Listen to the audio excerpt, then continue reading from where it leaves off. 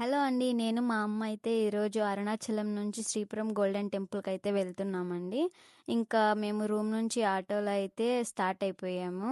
ఇంక గుడి ముందర నుంచి అయితే మనం బయటికెళ్ళిపోతాము ఇంకా. అరుణాచలము దర్శనం బాగా అయిందమ్మా. ఎన్ని రోజులు ఉంటే పోవాలనుకుంటా అంటే ఇప్పుడు మూడో తూర్పు కుదిరింది. అరుణాచలం అసలు ఇప్పుడు పిలుచుకున్నాడు మాకు. అక్కడ చూసుకున్నాము, మళ్ళీ ఇక్కడ గోల్డెన్ టెంపుల్కి పోతున్నాము. లగేజ్ అక్కడ పెట్టేసి ఇంకా ఆటో తీసుకొని గోల్డెన్ టెంపుల్ అంతా చూసుకొని వచ్చినామమ్మా. మధ్యాహ్నం భోజనం కూడా అక్కడ అన్నదానం చేసినారమ్మా.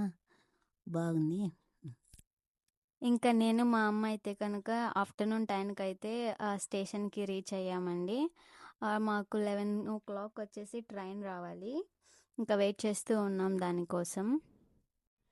మేమైతే జనరల్‌లో చాలామంది ఉన్నారు. సీట్ దొరుకుతుందా లేదా? అసలు మా అమ్మ ట్రైన్ ఎక్కుతుందా లేదా? అనైతే చాలా భయపడ్డానండి నేను కూడా.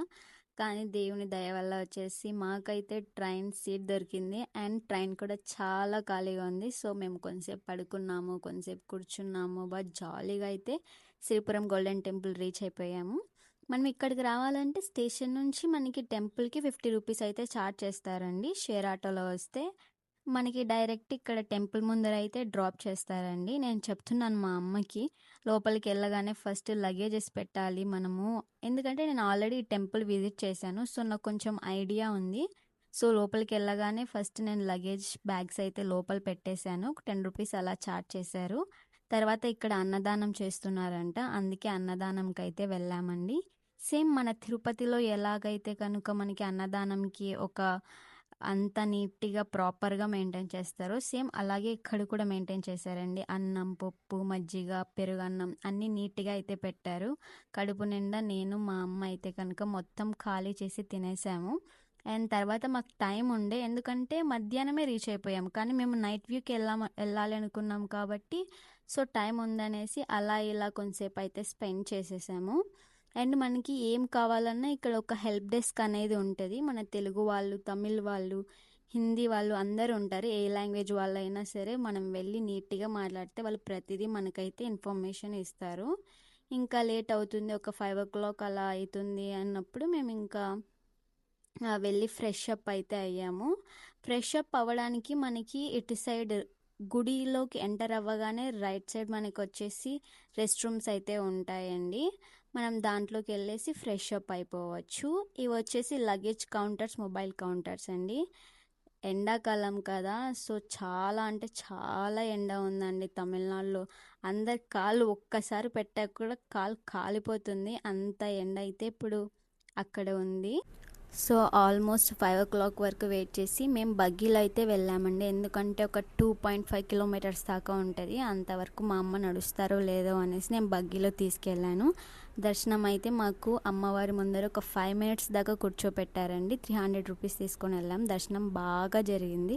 చాలా అంటే చాలా హ్యాపీగా అనిపించింది. సో, మా అమ్మ మాటల్లోనే వినండి. మా అమ్మకి ఈ ట్రిప్ ఎలా అనిపించింది?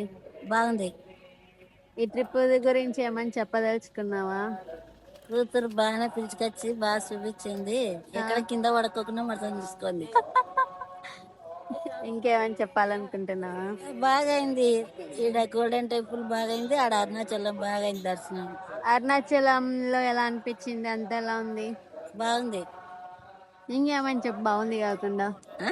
బాగుంది కాకుండా ఇంకేమని చెప్పు. అంతా బాగుంది దర్శనం. 8 లింగాలు, మోక్ష మార్గము ఆ, అన్ని బాగున్నాయి. అన్నిటికన్నా ఏది బాగుంది అరుణాచలంలో? అన్ని బాగున్నాయి.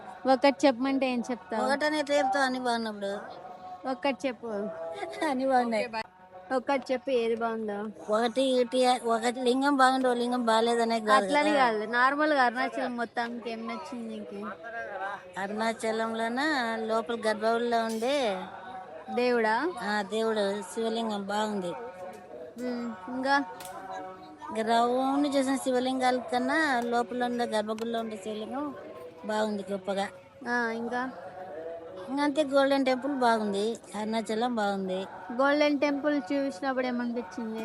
బాగుంది, అంత బంగారుతో బాగుంది చేసినారు. బాగుంది తప్పితే ఏం చెప్పట్లేదు మనం. అంటే డిజైన్ బాగా చేసినారు. అంత మహాలక్ష్మి, లక్ష్మీ నారాయణి బాగుంది. ఇంత తిరిగావు కదా, కాళ్ళ నొప్పులు రాలేదా నీకు? వచ్చిన ఈ రాత్రి మాత్రం మింగినాను. ఇంకా ఇక్కడ గోల్డెన్ టెంపుల్కి వచ్చిన. ఇంకేమని చెప్పదలుచుకున్నావా? ఇంకేం లేదు, అన్ని చూపించిన దానికి ధన్యవాదాలు. ఇంకేమని చెప్పాలనుకుంటున్నా? ఇంకేం లేదు, మా కింద పడకుండా బాగా చూసుకుంది చాలు. ఇంతే, ఇంకా ఇంటర్వ్యూ సమాప్తం. నేను అలా అమ్మని ఇంటర్వ్యూ చేసిన తర్వాత ఇద్దరం కలిసి స్టేషన్కి అయితే వెళ్ళాము. ఇంకోటి ఏంటంటే నాకు టికెట్ లేదు, మా అమ్మకైతే టికెట్ ఆల్రెడీ బుక్ చేసేసాను. నేను టికెట్ కౌంటర్ దగ్గరికి వెళ్ళి కాచిగూడ ట్రైన్ చెప్పకుండా కాచిగూడ అన్నాను. ఆయన కాచిగూడకు నాకు టికెట్ ఇచ్చేసేసాడు. అది కామెడీ అసలు. తర్వాత ఏం చేయలేం కదా అని కాచిగూడ అనేసి తీసేసుకొని, నేను దిగేది అనంతపూర్లోనే తీసేసుకొని లోపల టీసీకి 100 రూపీస్ మేనేజ్ చేసేసి ఇంకా ఇంటికైతే వచ్చేసాం గాయస్ ఫైనల్లీ.